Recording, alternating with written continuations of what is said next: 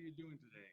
Hey, if you're concerned about branding and graphics and just making your YouTube channel look better, you got to check out my buddy Nick Nimmin on his YouTube channel. He tells you all kinds of neat stuff. But this video, I actually hired him to do some graphics, and I'm going to show you a tutorial that he just made for me above and beyond, doing the graphics for me to show me how to use it. So in the beginning, on my live stream, we have a video like this, free plain Jane. And I said, hey Nick, can you make me a graphic for some branding? He said, sure we can. How about we do something like that? I said, that looks pretty good. I said, what about that cool little thing you got going on the bottom? So, first off, he made me some little bottom like this. Then he made me some more little bottom things like that. Now, I don't know what all that is. There's nothing going on. I said, hey, Nick, there's no tutorial going. Not tutorial, but text. That little cool stuff, doing shout outs for people saying, hey man, thank you so much for watching me, blah, blah, blah. Anyway, so then we figured out how to do that. It wasn't that hard at all. So you know what I'm going to do? Instead of me trying to explain how to do it, I'll show you the video Nick sent me. So check this out, people. It's really cool. I think you're going to like it. All right, Greg, so this is basically, I'm giving this to you in parts here. First, I wanted to give you the tutorial to show you how to use the live graphics, show you how to load those into OBS. Basically, what you want to do is, this, of course, is your webcam in the background. So you want to go down to the plus sign, and then you want to go to Image, and then I'm going to do Ticker Background. And then, of course, we're going to find this on the computer. And the ticker background is going to be live bottom. So you want to click on live bottom. And then you'll see that pop up on your screen like that. Next, you want to add your text layer. And for that, you go to the plus sign as well. And then go to text GDI with the little plus symbol there. And you click that. And then we're just going to change that to text. And I'm going to hit OK. Now here, just for the sake of this, text goes here. I'm just going to copy and paste this a bunch. Whoop. And we're just going to lay this in here like that. And what you want to do as a side note here is you want to highlight all of this. You want to select your font. Personally, I like to make all of these big, right? Just so it kind of fills everything up a little bit. And if you want to, I'm not sure how familiar you are with OBS, but I want to show you this just in case you don't know already. But basically, you can also scroll down. You can change the actual font itself. And you can change the colors of the fonts. Like, let's say, for example, you wanted this text color to match the yellow here or something like that. You can do that down here in this area, as well as adding, outlines to it, drop shadows, things like that. But once you have all that worked out how you want it, you click OK, and then you just drag it down with your mouse. And then once you get it relatively close to where you want it, then you can just tap it into place with your arrow keys to try to catch a visual vertical center. Next thing you want to do, because you want this to move, right? So the next thing you want to do is you want to right click on the text and you want to click on filters.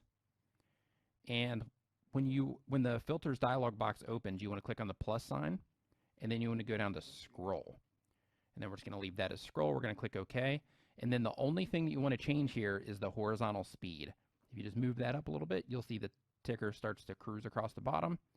And maybe since you mentioned before that you're going for an older audience, then maybe you might want to slow that down just a tad to give people a chance to read it.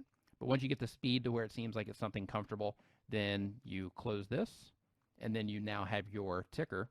And we just go through the image adding process again by hitting the plus sign, image, and then I'm going to do ticker top. And then add the ticker top, hit OK, and then there it is on your screen with the ticker top as well. And as you can see, how we made this is, you fade the text in, and then the text fades out to kind of, make it look a little bit more pro or whatever. Now, as far as OBS is concerned, once you have this here, again, I'm not for sure how familiar you are with OBS, but how I have this with two screens, this is basically studio mode. You can turn this on and off down here in the bottom right. This is just normal how it usually opens by default.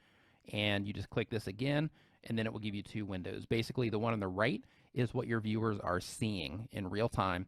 The one on the left is your preview window or your setup window. So basically, anything that you want to happen, you change it here, and then you actually click this transition button to actually make it live. So let's say, for example, you have a particular part of your show where you are wanting to not have the ticker on the screen.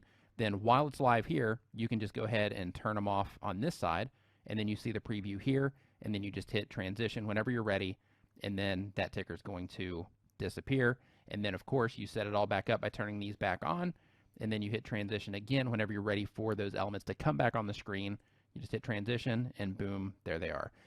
One thing that I like to do personally, this is all personal preference, but one thing that I like to do personally is I like to change this fade option, and I like to take this to 1,000 milliseconds just to make it for a smoother fade, and I'll show you what I mean right here.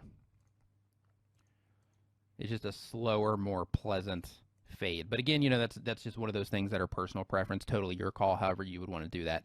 Another recommendation that I want to give you is a lot of times there are audio sync issues with live streaming.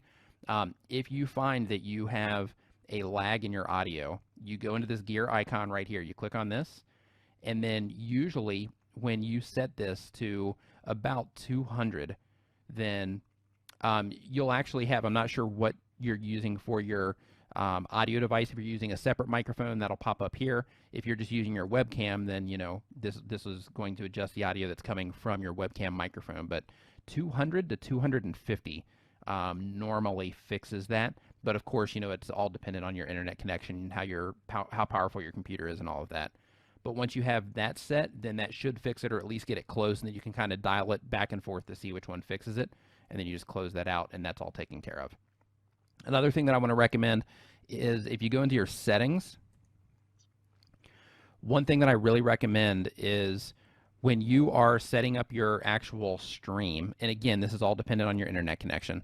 If your connection is not fantastic, then you go down to the video tab here, leave your base canvas resolution at 1920 by 1080, but you want your output scaled at 1280 by 720. What that means is basically OBS is going to downsample your video, and it's only going to push that through the stream instead of pushing the bigger frame through the stream, so you can get a smoother live stream that way. So it's not going to be full HD for your live stream, but if your internet is bad and you are finding that your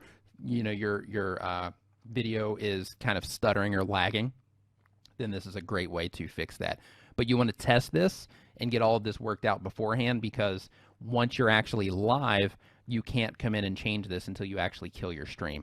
So that's my tip for that. And another thing that you can do if you're getting a lot of lag is you can go into your output settings here, and you can drop your bit rate to where, right now it's 2500. You can try it at 2000. You can try it at 1500. The more you drop this, the worse quality you're going to get in your video. But you got to do what you got to do sometimes to actually, get it online, get everything looking good and actually running smooth. So if you are having any type of lag issues, then those three things with the audio, the video, and this output usually will fix it up for you. Besides that, dude, if you have any questions about that or, loading this stuff in here, just give me a shout. Nick, I really appreciate all those tips and tricks.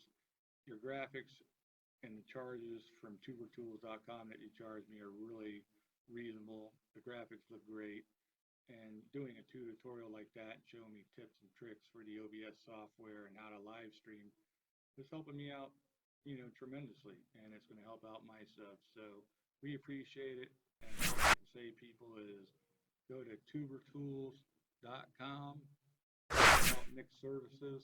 He's reasonable. He goes above and beyond. Just a great guy, but watch him on his YouTube channel. Until then, check out these videos. I guess they're going to be over there. Maybe they're going to be over there. Yeah, they're going to be over there that YouTube is going to suggest. See you on the next one. Bye.